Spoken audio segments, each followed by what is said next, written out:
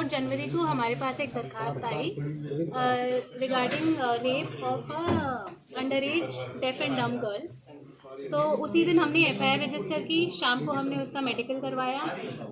अगले दिन हम लड़की को काउंसलिंग करवाने के लिए लेके गए, क्योंकि लड़की गिफ्टेड है, स्पेशली गिफ्टेड है, तो हम उसको we could not deal with her normally. तो हमने उसके लिए अलग से स्पेशल इंटरप्रेटर बुलाए, हमने पानीपत का इंटरप्रेटर बुलाया।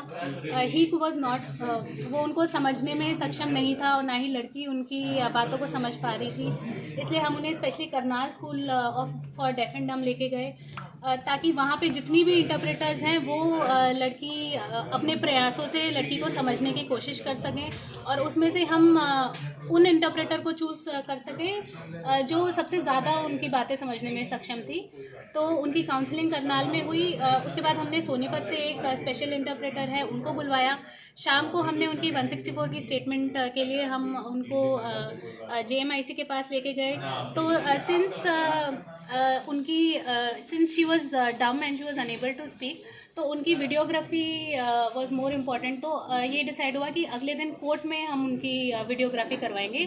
तो अगले दिन कोर्ट में हमने गवर्नमेंट वीडियोग्राफर को बुला के, और वो सोनीपत से स्पेशल इंटरप्रेटर की प्रेजेंस में जेएमआईसी ने उनके स्टेटमेंट लिखे 164 के। उसके बाद इस दौरान पुलिस अपने एंड पे क्या कर रही थी कि हमने उनकी लोकेलिटी में सारे सीसीटीवी कैमरा, उनमें ज़्यादा नहीं था, सिर्फ एक था पानी वाली के पास, उसका भी तार टूटा हुआ था। पूरा एरिया को हमने कोम्बिंग की। उस दिन बारिश हो गई थी, फिर भी we search for any clue that we can get. हमने अपनी टीम वहाँ पे लगाई, सीआईए समालखा को इन्वॉल्व किया कि वो डोर टू डोर जाके ये पता लगाएं कि वारदात के दिन के बाद से कौन वहाँ से गायब है, क्योंकि उसी से हमें क्लू मिल सकता था। हमने साइबर सेल इंचार्ज से वहाँ का टावर डंप उठवाया। टावर डंप हमने उठवाया एक तो वारदात के टाइम का, और एक हमने उठवाया कि उसके अगले दिन सुबह का, जस्ट टू बी श्योर कि कौन कौन उस मौके पे नहीं है उस दिन के बाद से, क्योंकि हमारा ये मानना था कि कोई ऐसी वारदात को अंजाम देगा तो वो डेफिनेटली मौके पे नहीं रहेगा, वो भागने की कोशिश करेगा। तो उसके बाद हमने हमारी जो टीम है वो पूरा टाइम मौके पे मौजूद थी, लड़की के साथ मौजूद थी और लड़की के परिवार वालों के साथ मौजूद थी। हमारा ये मानना है कि इस ऐसी वारदात में विक्टिम और विक्टिम की फैमिली को सपोर्ट करना इज़ मोस्ट इम्पॉर्टेंट। तो एक ओपन चैनल रखा हमने। हम परिवार वालों से पूरा शेयर कर रहे थे कि हम अब ये प्रयास कर रहे हैं, हम अब ये प्रयास कर रहे हैं। उन्होंने भी हमारा काफ़ी सपोर्ट किया। हमने उनको समझाया कि इसमें थोड़ा टाइम लगता है, और उन्होंने पूरा हमारा सहयोग किया। उन्होंने एफआईआर में 5 लोगों के 2 नोन और 3 अननोन लोगों के नाम लिए थे। उनको भी हमने उसी दिन एप्रीहेंड किया, उनके बारे में पूछताछ की और उनसे पूछताछ की। उसके बाद just because we wanted to be sure, और हम बस केस को निपटाने के लिए किसी को भी अरेस्ट नहीं करना चाहते थे, इसलिए वी थॉट कि हम साइंटिफिक एविडेंस पे रिलाई करेंगे। हमने उनके ब्लड सैंपल्स लिए, हमने उनको एफएसएल भेजा। द वेरी नेक्स्ट डे, जिस दिन उसका लड़की का मेडिकल हो गया, उसके अगले ही दिन हमने 5 जो मेंशन थे परिवार वाले, उनको एफएसएल भेज दिया था डीएनए एनालिसिस के लिए। फिर हमने परिवार वालों को कॉन्फिडेंस में रखा और उनको बोला कि आप पता लगाइए कि आपको किसी पे शक है। और मोहल्ले की सारी लेडीज, सारे बच्चे जो लड़की के साथ खेलते थे, सबसे हमने पूछताछ की। उसमें हमारे सामने ये आया कि मोहल्ले में एक घर में एक आदमी नहीं आ रहा है 2-3 दिन से। तो वो एक्चुअली हमें लड़की की माँ ने ही बताया था इन्फॉर्मेशन। तो उस पर वी वर्कड ऑन दैट। हमने उनको बोला कि आप फ़ोन नंबर मांग लीजिए, हम CDR निकलवा लेंगे। तो phone number also they did not give, so that raised our suspicions further. तो कल सुबह वो अपने घर पे आया वापस। वो अपने चाचा के घर चला गया था कुरुक्षेत्र।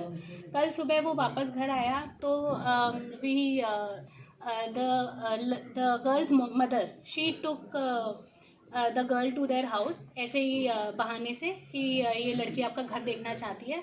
उसके बाद the girl identified the guy and we reached on the spot. Our team was already there. हम पूरा टाइम उस लड़की की काउंसलिंग कर रहे थे। CWC टीम भी उसके घर पे पहुंचे उनकी काउंसलिंग करने के लिए। तो उसके बाद हमने उन्हें पूछताछ के लिए बुलाया and this person has confessed in front of us that he has done the act with her on 3rd evening. पहले भी तो रिपोर्ट मिला है जी, उसका मारपीट के केस में वो 10 दिन के लिए जेल में रह चुका है। सारा ये ब्लाइंड था, कितना मुश्किल रहा पकड़ना? आई थिंक पकड़ना बहुत मुश्किल था, हम पे बहुत प्रेशर था क्योंकि लड़की डेफ एंड डम है और हमें उसको समझ पाना और उसको हमें समझ पाने में बहुत दिक्कत हो रही थी, इसलिए we had to rely on interpreters. और एक्चुअली उनके पेरेंट्स का बहुत ज़्यादा रोल था क्योंकि लड़की को कोई फॉर्मल एजुकेशन नहीं मिली है साइन लैंग्वेज में, तो जो उसकी मॉम उसे समझा सकते हैं वो हम नहीं समझा सकते। तो इसलिए हमारे लिए बहुत इंपॉर्टेंट था कि हम लड़की की फैमिली वालों को कॉन्फिडेंस मिले और लड़की के पेरेंट्स ने बहुत ज़्यादा सपोर्ट किया हमारा। एंड आई थिंक वो हमारी इंस्पेक्टर जो सुनीता है उनके एफर्ट्स का काम है कि हमने पूरा टाइम पुलिस प्रेजेंस दिखाई, हमने उनको रिजल्ट्स डिलीवर किए। तो आई थिंक डिफिकल्ट था but I would commend my team. कौन सी धारा लगाई गई और किस तरह उनको आरोपी को पेश किया है? जो एफआईआर की डिटेल्स हम आपको दे देंगे। कितने लोग, कितनी टीम थी, कितनी कुछ टीम और थी? भी है इसमें अरेस्ट होने हैं कि सिंगल? अभी तो we have apprehended just 1 person और जो 5 लोग हैं उनका जो हमने ब्लड सैंपल्स ले रखा है बस वो वही है। बाकी आगे हम रिमांड लेंगे, आगे किसी की भी इन्वॉल्वमेंट मिलेगी हम जरूर अरेस्ट। टीम में कितने लोग थे? टीम में ये लगा लीजिए पूरा थाने का स्टाफ, चौकी का स्टाफ, सीआईए समालखा का स्टाफ और सीडब्ल्यूसी की टीम भी इसमें काम कर रही थी। तो मतलब हमारा पूरा फोकस इस केस पे था। ये लड़की के जानकार था जो पकड़ा गया है, उनके नोन में था? जी बिल्कुल, इनका घर इनके पड़ोस में ही था, अराउंड 100 मीटर दूर।